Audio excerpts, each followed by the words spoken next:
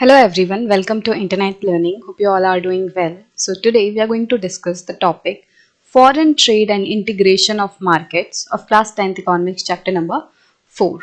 So इस video में हम देखेंगे कि जो फॉरेन ट्रेड है वो किस तरीके से बहुत ज़्यादा हेल्पफुल होती है. So for a long time foreign trade has been the main channel connecting countries. तो काफ़ी पुराने टाइम से मतलब इवन हज़ारों साल पहले से जो फॉरेन ट्रेड है वो अलग अलग कंट्रीज को जोड़ने का काम करती है. मतलब पुराने टाइम से ही आप देखोगे दो कंट्रियों के बीच में एक रिलेशन होता था एंड मेनली वो जो रिलेशन है वो ट्रेड का रहता था. सो मेन चैनल क्या रहता था कनेक्शन का वो थी फॉरेन ट्रेड. आप अपनी हिस्ट्री की बुक में भी पढ़ते होंगे कि किस तरीके से पहले इंडिया एंड साउथ एशिया जो है ट्रेड रूट्स के थ्रू ईस्ट एंड वेस्ट से जुड़े हुए थे. मतलब मान लो यहाँ पे इंडिया है एंड इंडिया जो है वो वेस्ट के साथ भी कनेक्ट कर रहा था, ईस्टर्न नेशंस जो हैं उनके साथ भी कनेक्ट करता था, ट्रेड करता था. तो आपको देखने मिलेगा कि इंडिया के जो प्रोडक्ट्स हैं वो वेस्ट जाते थे. वेस्ट मतलब देखो इंडिया की तरफ से आप देखोगे तो इंडिया के वेस्ट में कौन कौन से कॉन्टिनेंट्स हैं, कौन कौन से नेशंस हैं. जैसे आपको अमेरिकन नेशंस देखने मिलेंगे, United state of America. Europe देखने मिलेगा, यूरोप जो है वो इंडिया के वेस्ट में पड़ता है. तो हमारे लिए हम बोलेंगे ये लोग वेस्टर्न नेशन है. और यूरोप के पर्सपेक्टिव से देखोगे तो यूरोप के लिए हम ईस्ट में है. तो यूरोप हमें बोलेगा कि इंडिया एक ईस्टर्न नेशन है. और हम क्या बोलेंगे, हम बोलेंगे यूरोप एक वेस्टर्न नेशन है. ठीक है, तो हमारे लिए यूरोप, अमेरिका ये सब वेस्ट में है. एंड ईस्ट में आप देखोगे तो ईस्ट में जैसे चाइना यहाँ से पड़ेगा, जापान, कोरिया. और इस तरफ देखोगे आप साउथ ईस्ट में तो म्यांमार या फिर जो और नीचे कंट्रीज हैं, थाईलैंड, मलेशिया, ये सारे नेशंस, इंडोनेशिया. तो ये क्या है, ये साउथ ईस्टर्न नेशंस हैं. तो हाँ, सारे देश जो है वो एक दूसरे से कनेक्टेड थे एंड मेनली इंडिया एंड ये एशिया से, साउथ एशिया से चीजें जो हैं वो वेस्ट की तरफ जाती थी, यूरोप एंड अमेरिकन नेशंस में जाती थी. हम ट्रेड करते थे. तो ये चीज तो हमने हमारी हिस्ट्री में भी पढ़ा हुआ है. सिल्क रूट के बारे में आपने पढ़ा होगा कि किस तरीके से सिल्क रूट के थ्रू बहुत सारे मटेरियल्स जो हैं वो यहाँ से मतलब इंडिया एंड ये जो ईस्टर्न नेशंस हैं इनसे वेस्ट की तरफ चीजें जाती थी. So also you would remember that it was trading interest which attracted various trading companies such as East India Company to India. आपको ये भी याद होगा कि मेनली जब हमारे देश में ईस्ट इंडिया कंपनी आई थी तो वो किस लिए आई थी, वो ट्रेडिंग के लिए आई थी. उसका नाम ही है ईस्ट इंडिया कंपनी. मतलब वो कंपनी है वो एक बिजनेस पर्पज से आई है, ट्रेड के पर्पज से यहाँ आई थी. तो पुराने टाइम से ही अलग अलग देश जो हैं वो ट्रेड की वजह से जुड़े हुए हैं. So what then is the basic function of trade, foreign trade. तो फॉरेन ट्रेड का बेसिक फंक्शन है क्या?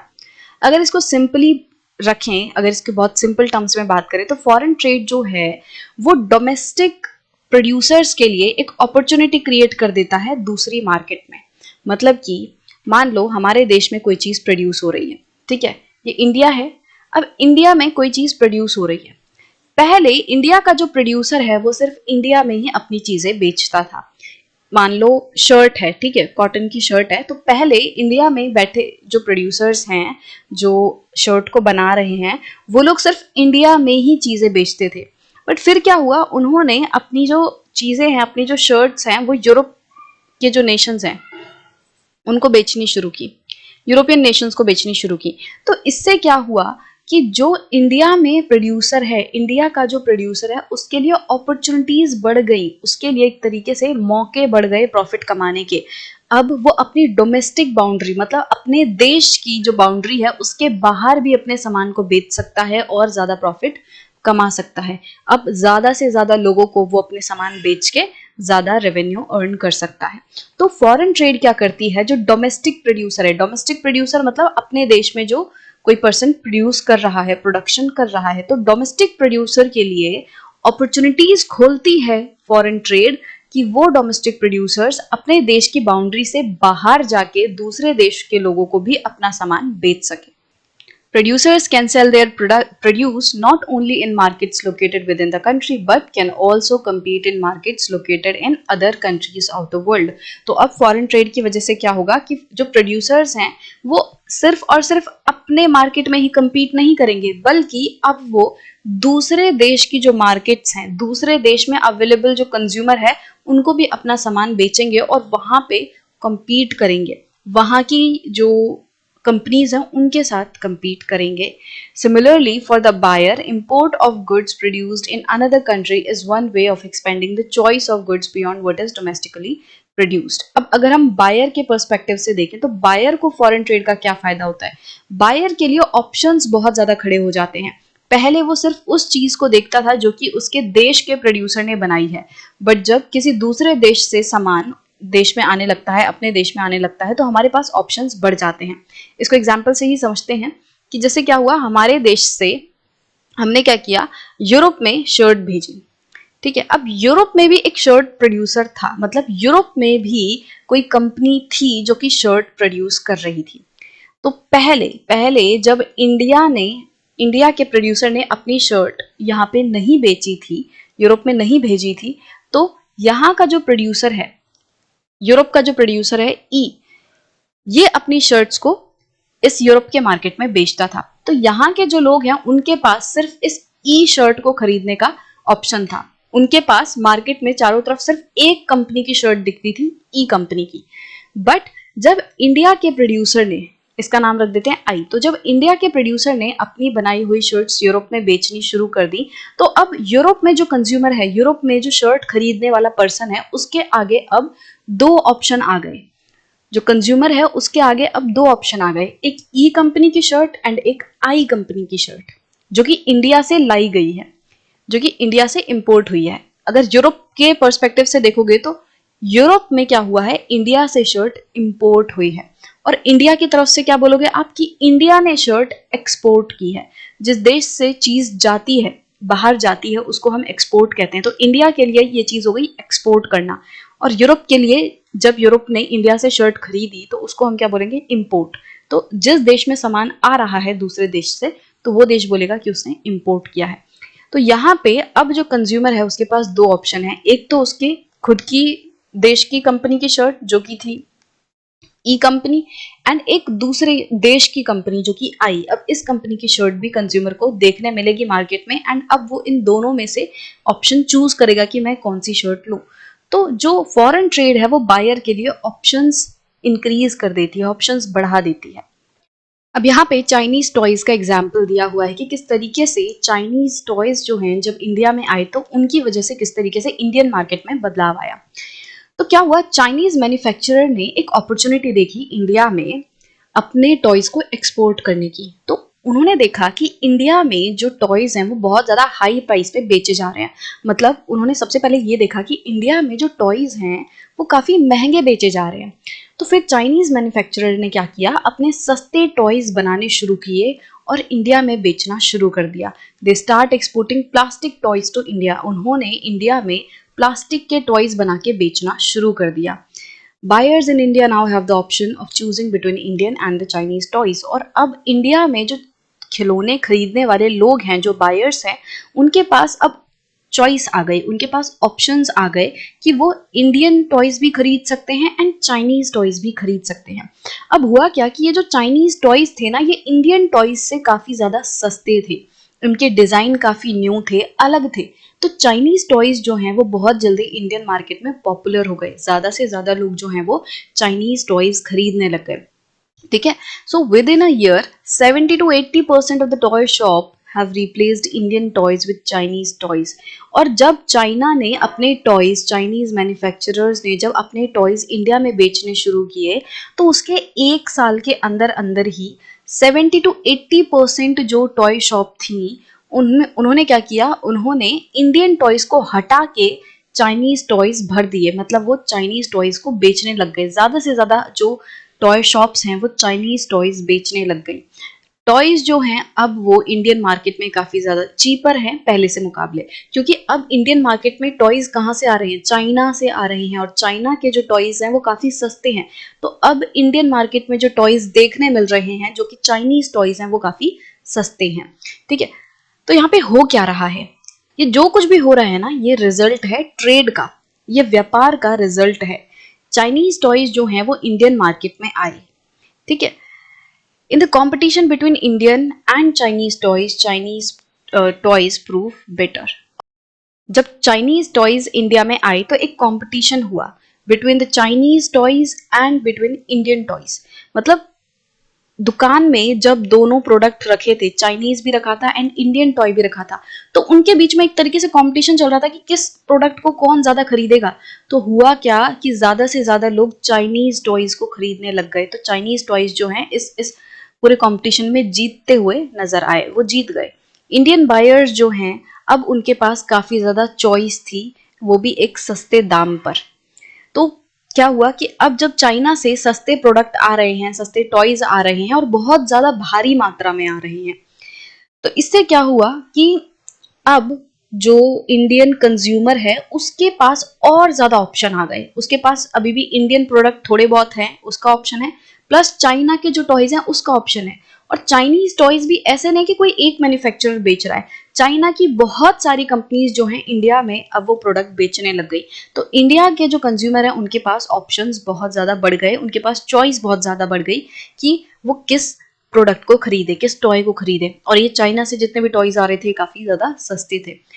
For the Chinese toys makers this provides an opportunity to expand business. अगर हम चाइनीज टॉय मेकर्स के पर्सपेक्टिव से देखें, उनके नजरिए से सोचें, तो उनको एक अपॉर्चुनिटी मिली अपना बिजनेस एक्सपेंड करने के लिए।